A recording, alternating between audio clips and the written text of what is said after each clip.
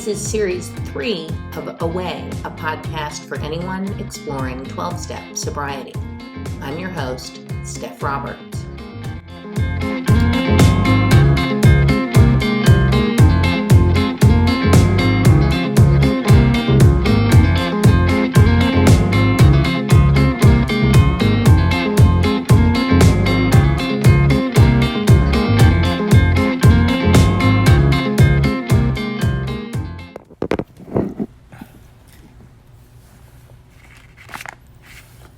Hello, everyone. It's Steph. I think this is episode 4 of series 3. We're going to go on to step 3. That makes sense, right? Yeah, because we had that's my cat, Jack, probably looking for treats. We'll do that while we do this. I was going to wait longer to record this one, but then my internet went down and we only have smart TVs, and watching Big Little Lies got interrupted, and I was getting so frustrated that I thought I'm just going to restart my wireless and then I'll wait and we'll try again.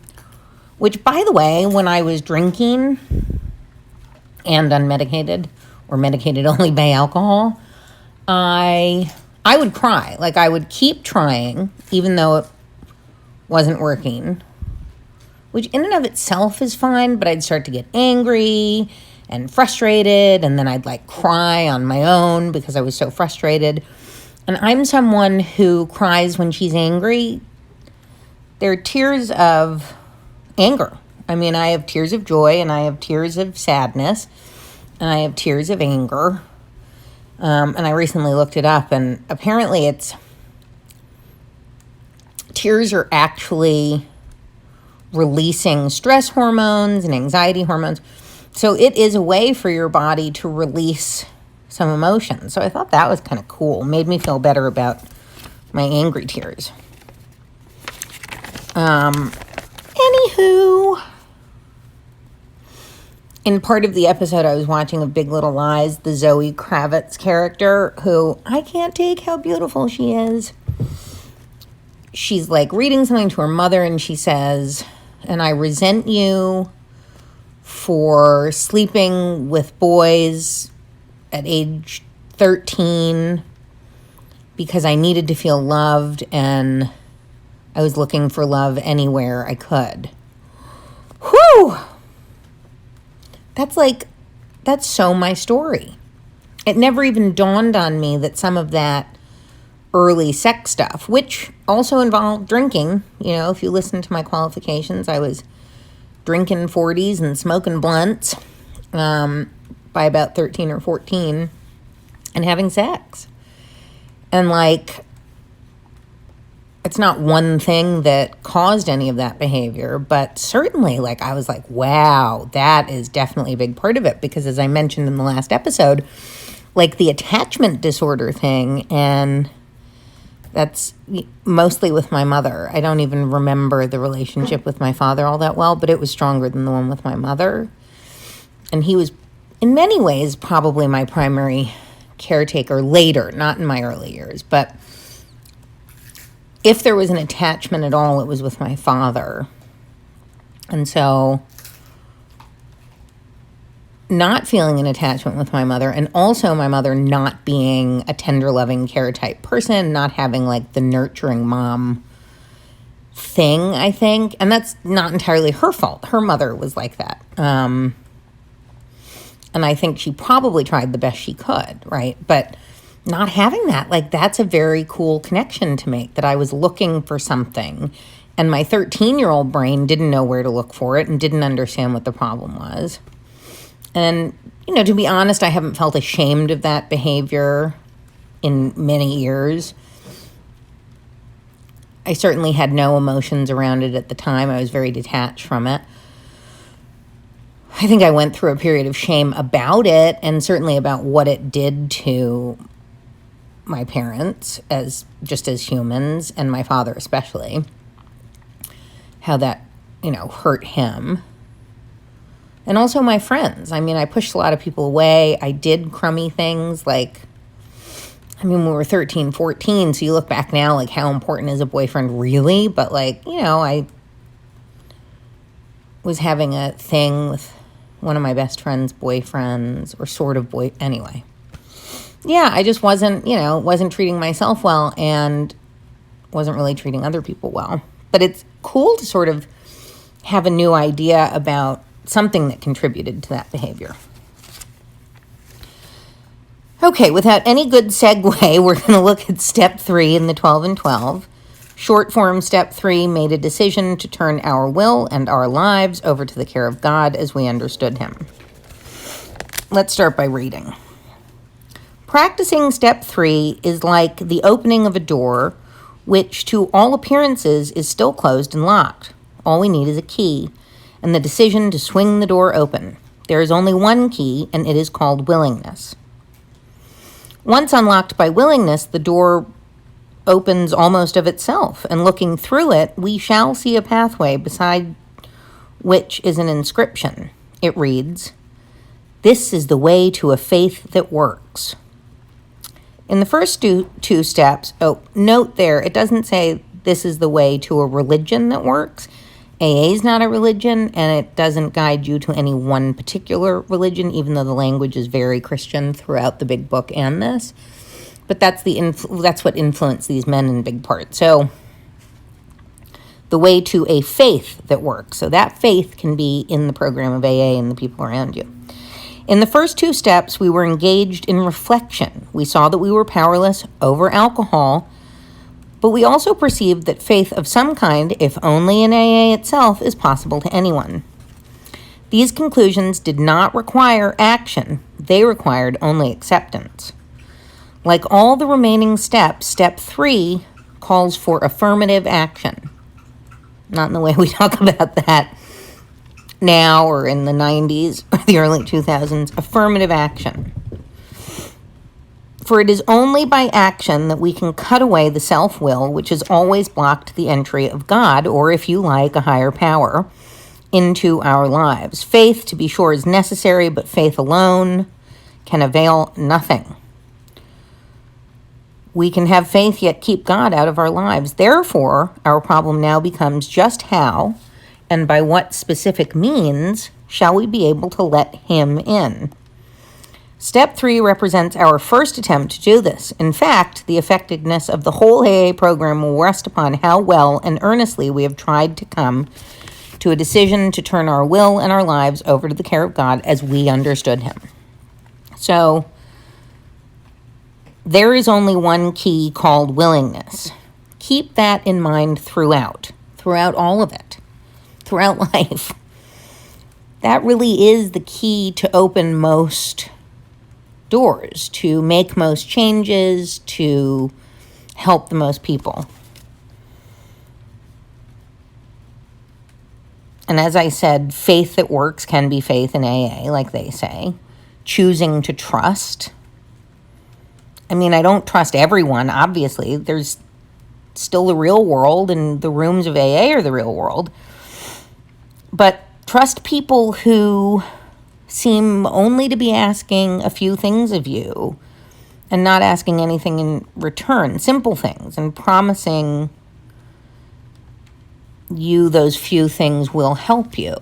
I mean, this idea that everything we've ever thought and every instinct we've ever had has been bad is in my opinion, not true. I had a lot of good instincts. I often ignored them. But in early sobriety, I started rediscovering that. So I understood I was vulnerable. And I went with my instincts. Like, if someone made me feel uncomfy or yucky, I stayed away from them. And even if my perception or my instinct about that person wasn't true, this is especially true for women, I think. And you can correct me if I'm wrong, obviously. But, better to avoid, especially a guy, better to avoid and miss out potentially than to engage with someone dangerous. So it is a reason for women with the women. That said, it's not that I don't think a man can help you in AA, But trust your instincts and, question his motives. Be sure you're comfortable with his motives and with your own. Like, if you want help from him because he's hot, that's probably not the best reason to ask him for help. If he's saying something that you really like that you haven't heard from any women and his motives seem good, he seems like a decent, but listen to your instincts like in any part of life. And it's okay if you're wrong later and the person turns out to be amazing. But like, to some degree, you do have to trust yourself. And don't wait for God to tell you, Okay. Moving on. We're reading. To every worldly and practical-minded beginner, this step looks hard, even impossible, no matter how much one wishes to try. Exactly how can he turn his own will and own life over to the care of whatever God he thinks there is?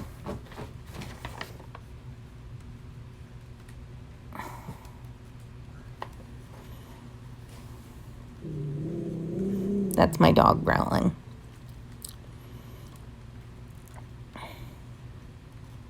Fortunately, we who have tried it and with equal misgivings can testify that anyone at all can begin to do it.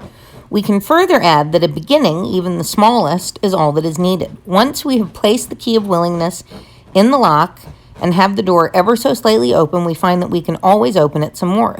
Though self-will may slam it shut again, as it frequently does, it will also respond the moment we again pick up the key of willingness. Maybe this all sounds mysterious and remote, something like Einstein's theory of relativity or a proposition in nuclear physics. For some of us, Einstein's theory of relativity and proposition of nuclear physics isn't mysterious or remote. Let's look at how practical it actually is. Every man and woman who has joined AA and intends to stick has, without realizing it, made a beginning on step 3. Isn't it true that in all matters touching upon alcohol, each of them has decided to turn his or her life over to the care, protection, and guidance of Alcoholics Anonymous? Already a willingness has been achieved to cast out one's own will and one's own ideas about the alcohol problem in favor of those suggested by AA. Any willing newcomer feels sure AA is the only safe harbor for the foundering vessel he has become. Now, if this is not turning one's will and life over to a newfound providence, then what is? Uma? Okay. So for the atheist or the agnostic, I think this can feel a little bit sticky. This wording, this language is, how do I, the atheist, the agnostic, turn my will and my life over to the care of something or someone I don't know is there or I firmly believe is not? So I think we can reword this. That last bit especially is a good sentence to hook on to from the previous page. The effectiveness of the whole AA program will rest upon how well and earnestly we have tried. Period. Or if you prefer, the effectiveness will rest upon how earnestly we let go of our old ideas about alcohol and about staying sober. Right? Those are, when you come in, especially, those are the things you need to change to start. So you just have to become willing and then turn those thought processes over to the care of AA. Now for that self-will. For a religious person, this concept may be easy. For the agnostic, perhaps less so. And for an atheist, here's what I'd say. I'd say all of this program is kind of about self-will for the atheist, although not in the way they describe it. Self-discipline and personal responsibility are, or should be, a part of everyone's program. So this is, whether you have God or not,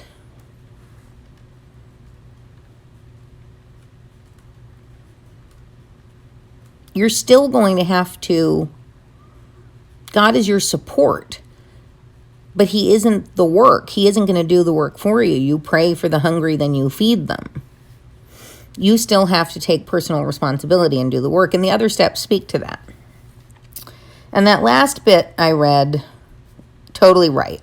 And it's what I've been saying all along. In my experience, you don't have to go any further. That's the difference with me and Bill here. You don't have to go any further. You can stop drinking using AA, making AA your faith, your higher power. And then you can go on to make a lot of other changes because you've cleared the fog, because you've dealt with mental health issues, and by putting faith into the people who've done it before you, being willing to listen and take suggestions, like you clear up the drink problem, you have an opportunity to clear up other problems. And I think I said this in the last episode. You can apply the steps to other problems, sure, and certainly the writers of the big book and promote that idea. I'm not a huge fan of applying the 12 steps to every aspect of life because I just don't think it's realistic. But it certainly gives you a toolbox and you can pick tools out of it. You know, the cognitive behavioral stuff on changing negative automatic thoughts.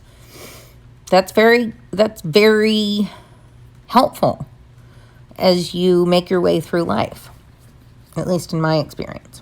Okay, next page, skipping down a little.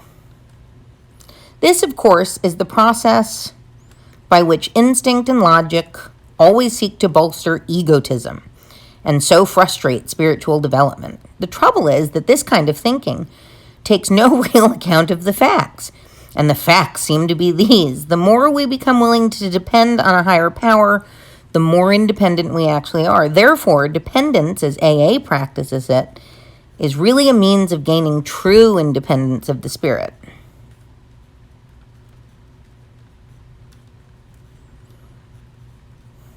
This is literally not whatever went on in my head. Maybe totally true for some.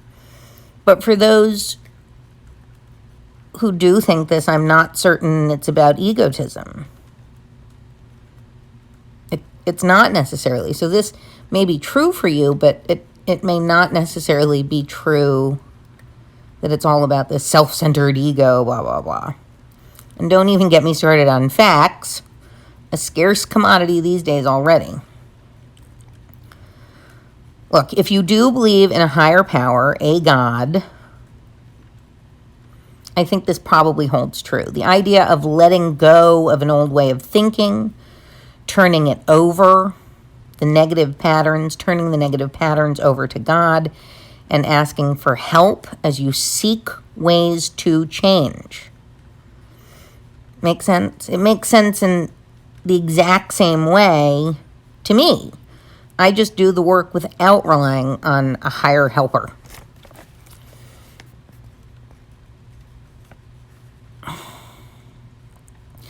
Reading. Let's examine for a moment this idea of dependence at the level of everyday living. In this area, it is startling to discover how dependent we really are and how unconscious of that dependence. Every modern house has that electric wiring carrying power and light to its interior. We are delighted with this dependence. Our main hope is that nothing will ever cut off the supply of current or Wi-Fi. By so accepting our dependence upon this marvel of science, we find ourselves more independent personally. Okay, true enough. But he loves this electricity thing. And it's a terrible analogy in the big book. It's a little bit better here. And, of course, it is true that dependence is okay. Really okay. A lot of us think it makes us weak, even to depend on a parent or a friend, or we were never able to depend on others. So we've taught ourselves not to, or learned not to.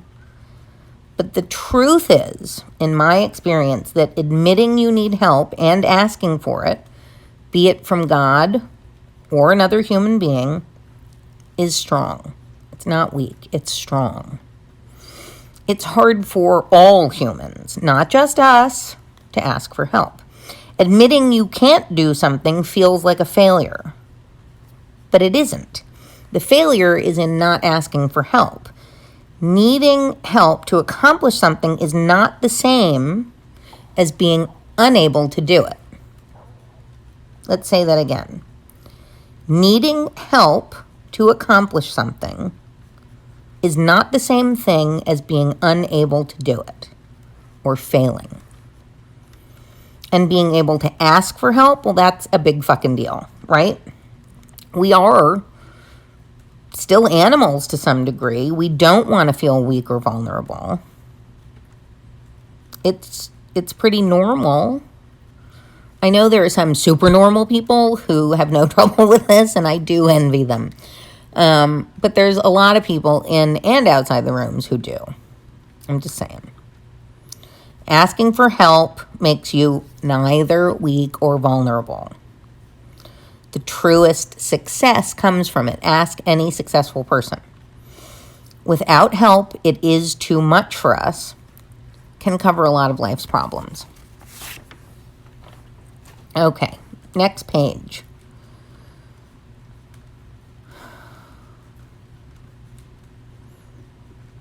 Oh, yes, we'll weigh the pros and cons of every problem. We'll listen politely to those who would advise us. But all the decisions are to be ours alone. Nobody is going to meddle with our personal independence in such matters. Besides, we think there is no one we can surely trust. So there it is. So here and now in AA, we will have to make the choice to trust someone else. Scary. Doesn't have to be. I'm eating one of my, I call them pellets. They're nicotine lozenges. I quit smoking, as you may know, like more than a decade ago. And I was even off the nicotine replacement, but now I'm back on it. And I kind of don't care. It's not like an addiction I want to worry about yet. I'm sure I will stop. But whatever. Just other people do it too. Mark Maron, Dak Shepard. All right, skipping down the page. Should his own image in the mirror be too awful to contemplate, and it usually is, he might first take a look at the results normal people are getting from self-sufficiency. Everywhere he sees people filled with anger and fear, society breaking up into warring fragments. Each fragment says to the others, we are right and you are wrong. Every such pressure group, if it is strong enough, self-righteously imposes its will upon the rest. And everywhere the same thing is being done on an individual basis. The sum of all this mighty effort is less peace and less brotherhood than before.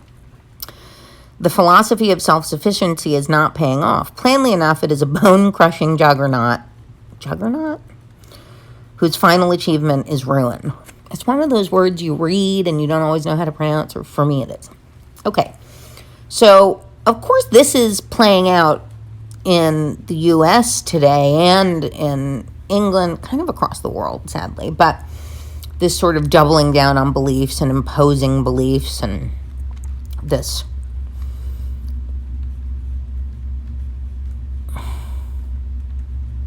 less brotherhood, really, like less coming together, warring fragments, at least politically speaking. Of course, in this instance, it's not because of self-sufficiency. It's because of hate. And people uniting in hate, which, if you unite in hate with someone, that's all you've got. Like, there isn't a friendship there in the long term. I think we make friends by developing bonds of love over different things, or interest in different things. Anyway, but let's move back to this self-sufficient thing.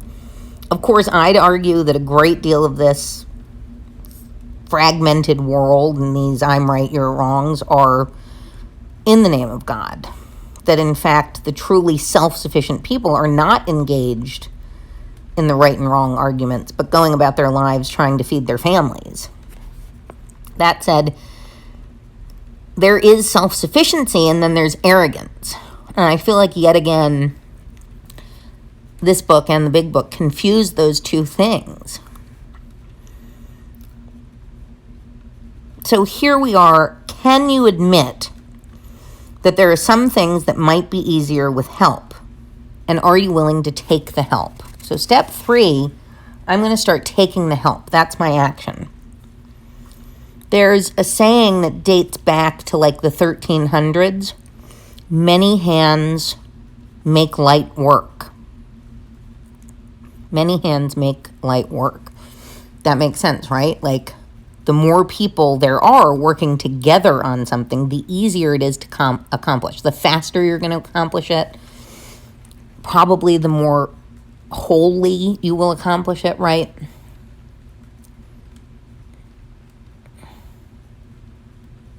Anyway. All right, reading.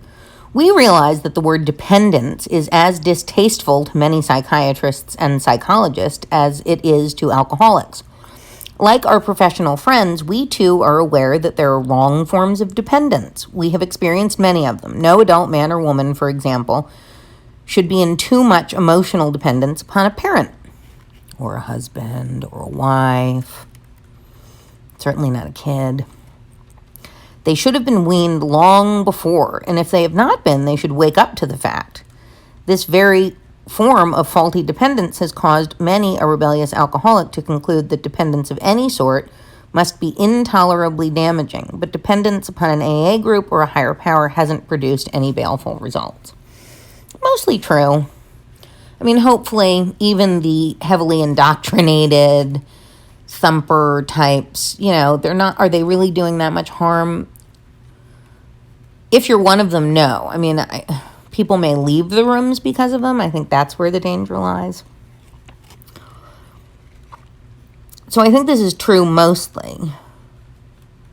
You're going to replace your dependence on alcohol with a dependence on AA, and really the people in AA. Just to start, see what happens. You'll hear some people say, give us 90 days. If things aren't starting to get better, we'll refund your misery. I mean, if you're here listening with me now and you're new, is there harm in switching out dependence on alcohol for dependence on people in AA? Just to try? I don't think so. Even if you're scared by the God stuff or scared by the steps, nobody should insist you do those in the first 90 days. Like, just choose to trust for 90 days, even 30 days, like even a day. Just start, make a start. I'm sure a belief in God helped many thousands of men in battle. Oh, well, let me read the last paragraph so this makes sense. When World War II broke out, this spiritual principle had its first major test. AAs entered the services and were scattered all over the world. Would they be able to take discipline, stand up under fire, and endure the monotony and misery of war? Would the kind of dependence they had learned in AA carry them through? Well, it did. They had even fewer alcoholic relapses or emotional binges than AA's Safe at Home did. So, contextually, I do think a belief in God helped many, many thousands of men in battle in World War II. And every war before and after it. But honestly, I think it also helped that they became more comfortable with teamwork, more comfortable with dependence on their fellow man, because you can't be in the army and not depend on your team. People in AA can be your team. They can be your troops. Coming together, being honest and open with their fellow travelers, right? I mean, the trust they learned in AA, be it on God or anything else, helped. Because, a lot of the men going, this was draft, right? This wasn't men who were already comfortable with these ideas, with teamwork, with reliance on a general, right? These were people who were drafted, many of them. My father, one of them.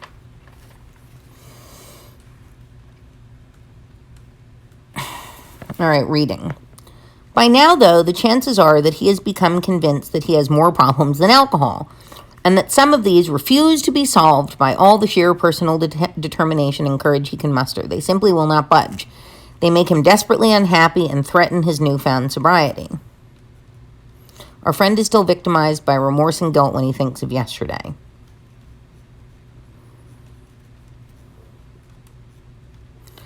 Surely he must now depend on somebody or something else. At first, that somebody is likely to be his closest AA friend.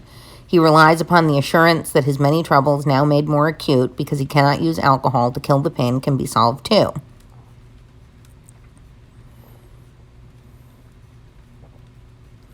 More sobriety brought about by the admission of alcoholism and by attendance at a few meetings is very good indeed, but it is bound to be a far cry from permanent sobriety and a contented, useful life. That is just where the remaining steps of AA program come in. Nothing short of continuous action upon these as a way of life can bring the much desired result. So, I think for some people this is 100% true. I always have to sort of make that statement because I know a lot of people who identify with all of this. Certainly the longer I stayed sober, I've said this a million times, the clearer my other problems became. In part because I just wasn't drunk or hungover all the time. In part because without being drunk all the time, I was an unmedicated crazy person because I didn't have my alcohol medication. In part. The program of AA did not solve my other problems. It solved my drinking problem so that I could see my other problems for what they were and begin to work on them too. You know, not everybody is as lucky as I am, as privileged as I am. I've always had the ability to seek therapy. I've been very lucky being someone who isn't embarrassed or ashamed of her, mental problems. And I've certainly had the privilege of psychiatrists and therapists. I do think if that's not something you can afford, not something you can do, there's too much stigma in your community, I think AA is a really great free cognitive behavioral therapy program, and it may even be a talk therapy program. It did give me a method to use to fix some of them, my other problems, or start to. It gave me that basic cognitive behavioral therapy approach, which did help with some of the other things that I ultimately changed. And as they say, the next steps, that's 4 through 9 in my opinion, not really 10, 11, and 12, which you'll hear people call maintenance steps, and I agree. 4 through 9 are going to be, believer or not, a practical program at its simplest, cognitive behavioral therapy. And as I said, a little talk therapy with your sponsor or friends in AA, remembering that for the most part, these are untrained people. So anything they say, whether or not they put the framework around it properly, is their personal experience, or should be their personal experience. So, some talk therapy with a well-meaning sponsor, but not taking it as medical advice. Your sponsor should tell you to go seek proper medical advice for anything medical or psychiatric. Okay, skipping down to the italics. Our whole trouble had been the misuse of willpower. We had tried to bombard our problems with it instead of attempting to bring it into agreement with God's intentions for us. So here I think let's just go for a rephrase, a reword. A big part of our trouble was being unable to admit we needed help. Period.